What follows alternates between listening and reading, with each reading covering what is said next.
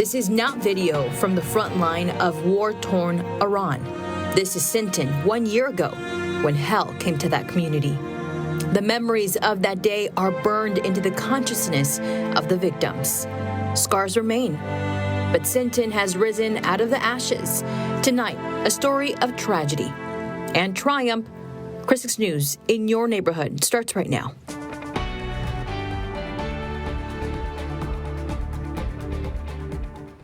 Thank you for joining us. I'm Clara Benitez Cortez. 1 year ago today, neighbors in Sinton suffered a devastating disaster. Two wildfires, the Welder Fire and the Railway Fire, roared through a Sinton neighborhood. 26 homes were destroyed, leaving nearly 70 people, including 31 children, homeless. 800 acres also went up in flames. It was later determined that a downed power line caused the Welder Fire. The Railway Fire is believed to have been started by a tossed cigarette. Well, statistics alone don't tell the story of Sinton neighbors who lived through that disaster. Tonight, we are telling their stories with team coverage from Adam Beam and Suzanne Stevens. We begin our team coverage with Adam Beam. Adam, you spoke to some of the people who were on the front line that day. Yes, thank you, Clara. I did speak with a lot of the folks that were on the front line that saw those devastating fires up close, and their stories were truly something powerful, and here's just some of them. For many in Sinton, March 4th, 2025 was like any other day. Do a little housework at his house, and then by noon we called it a day. We're sitting in the backyard, and then my fire pager went off, saying there was a grass fire. But soon, smoke on the horizon. I came out of the house and smelled smoke and thought maybe somebody was barbecuing or something like that. Started getting the phone calls and more help, and of course all the help was already out. What would later be known as the Welder and Railway fires were growing. Strong winds making fighting the fire difficult as it burned its way towards neighbors' homes. We tried to stop the fire before it got to some of the houses, but then again, with the wind, there was no stopping this fire. Residents like Clemente Sanchez, a veteran firefighter, stepped up to help prevent further damage until the flames made their way to his home as well. On this side of the house, and putting water on my house, it kind of hit me hard, and they had to remove me from the fire scene. It wasn't until the next day, when the smoke had cleared, that the extent of the damage was known. Well, my immediate reaction the next day when we walked through the neighborhood in the area of the fire with Tatum, truthfully, I cried. It was just absolutely heartbreaking. These were people I knew. And then it ended up, my whole utility room here was all burned. And if you went out there to the scene, one house was totally perfect. The next one was burned down to the ground. So I'd never seen anything like that before. But in the days following the fire and the months to come, the community stepped in, providing homes, clothes, and food for all those affected. Well, it reinforced my belief in Sinton and San Patricio County as a county itself, because everyone came together. And it also speaks volumes for the people in Sinton who did nothing but step up, support, and rally behind these folks that lost, in many instances, everything. And even after a year has passed, the scars of that day can be seen and felt. I've had a few panic attacks when me and my wife had gone out, all due to what had happened to us on that day. Through it all, the pirate nation of Sinton remains strong. We look at it as the community coming together, helping everybody, helping each other in time of need. We're going to move forward. We have things happen that are bad, but we're going to move on, and we're going to be okay. And you know, it wasn't just the community that made recovery possible. The United Way of the Coastal Bend and Steel Dynamics donated $400,000 in the aftermath of the fires. And you know, a lot of the folks I spoke to also acknowledged that there were a lot of lessons to be learned from those fires. But I know someone who spoke a bit more about those lessons learned is senior neighborhood news reporter Suzanne Stevens, who joins me now. Adam, thank you. Firefighters say there were several lessons learned in that wildfire, and tonight we're learning what those were.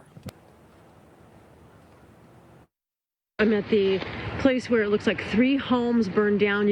1 year ago, flames tore through the Sinton neighborhood. Today, not much has changed. Twisted metal still sits where homes once stood. Burned out cars remain scattered across the property. But there is one new addition, an RV. It's where Donald Moore is now living as he works to rebuild. I had probably $350,000 invested in 20 years I've been here. That's devastating. It is what it is, though, man. You know, you just gotta move on. Moore lost 5 homes here. He says when the flames came through, it happened fast. Once fire hit us, it's gone. There's nothing anybody can do. For firefighters, the fire exposed just how challenging rural wildfires can be. Much of the fire burned through open fields, making it difficult for crews to get equipment ahead of the flames. I don't think that there's anything that would have been different had that fire started today. We just would have fought it as it came. City Manager Wayne Dobson says communication was also a challenge, with multiple agencies using different radio systems. Evacuations quickly became an all-hands effort. We used our public works, our streets, our parks. Everyone involved with the city that day was going door to door to get people out of their homes. Water supply was also stretched. The city's system couldn't always handle the demand. In the end, Dobson says it was the community that kept the response going. 1 year later, the flames are out. But for Moore, the recovery continues. He's still living on the same property, surrounded by the damage. I'm used to it, I guess, because it is. Firefighters say those lessons will help them respond faster in case another wildfire breaks out. Reporting live in Sinton, Suzanne Stevens, KRIS 6 News. Suzanne and Adam, thank you so much for that team coverage.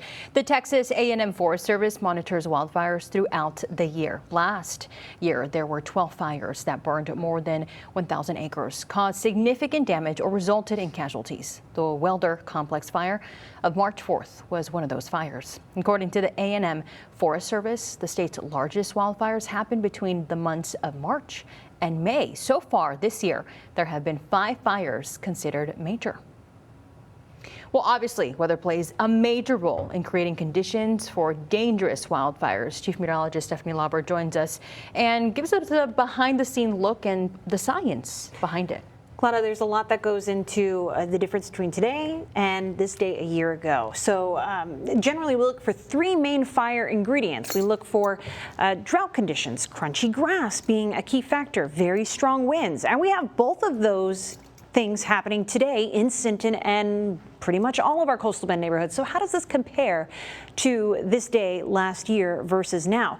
We had drought conditions and we really just saw very strong winds. They were coming from the north at 58 miles per hour. That was the strongest wind gust that was measured at Corpus Christi International Airport on that day. Today, we had wind gusts around 43 miles per hour, but back then we were looking at relative humidity values that had dropped. Remember, on this day last year, a cold front moved through. So our relative humidity fell between 5 and 10%. That is incredibly low. Today, we're looking at very hazy, very muggy conditions out there. And our relative humidity during the afternoon at its driest today, still a significant difference, 50 to 60% relative humidity. So while 2 of those 3 factors between the 2 days could be the same, the humidity is the big difference maker here. So thankfully, we have much more water sitting in the air around us. We just need to put this to use to get some rainfall into the mix. It's something I've been tracking in our forecast for quite some time.